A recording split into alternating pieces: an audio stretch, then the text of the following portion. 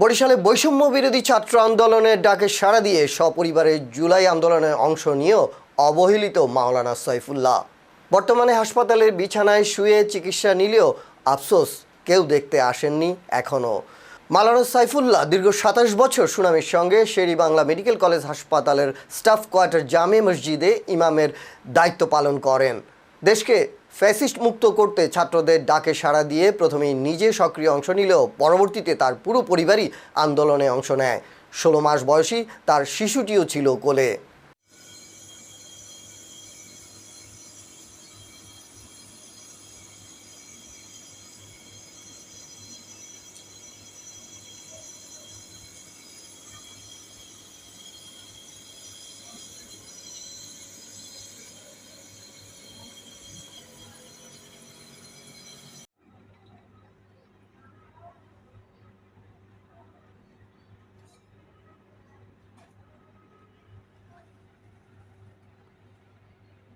আসসালামু আলাইকুম ওরহমতুল্লাহ।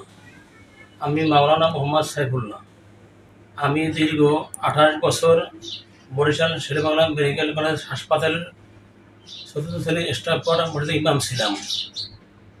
বর্তমানে আমার বাসা সিএমবির ১ নং পোল, ডাক্তার আবুল খালেক সাহেবের বাসা। ২৪শে জুলাই আন্দোলনে বৈষম্য বিরোধী ছাত্র আন্দোলনের ডাকে স্বৈরাচারী সরকারের পতনের লক্ষ্যে সক্রিয় ভূমিকা পালন করেছি।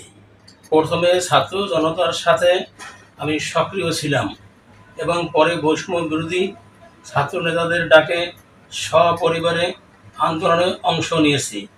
এমনকি আমার ১৬ মাসের শিশু সন্তানকে দেখার কেউ ছিল না, তাই তাকেও এই আন্দোলনে আমি শরিক করেছি।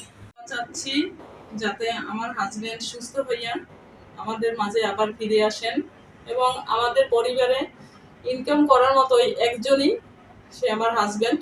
এখন পর্যন্ত বৈষম্য বিরোধী ছাত্র আন্দোলনের কোনো লোক আমাদের কাছে আসেনি, আর আমাদের পাশেও কেউ দাঁড়ায়নি। আসে আমাদের পাশে বলতে আমার পরিবার বলতেও না, আমার হাজবেন্ডকে যদি একটু দেখতে আসতো তাইলেও আমাদের মানে অনেক আত্মায় শান্তি লাগতো যে আমরা এত বড় একটা ভূমিকা রাখলাম, সকল পরিবারের সকলকে নিয়ে আমরা এত বড় একটা কাজ করলাম, তারপরেও আমাদের কাছে কেউ দেখা করতেও কেউ আসে।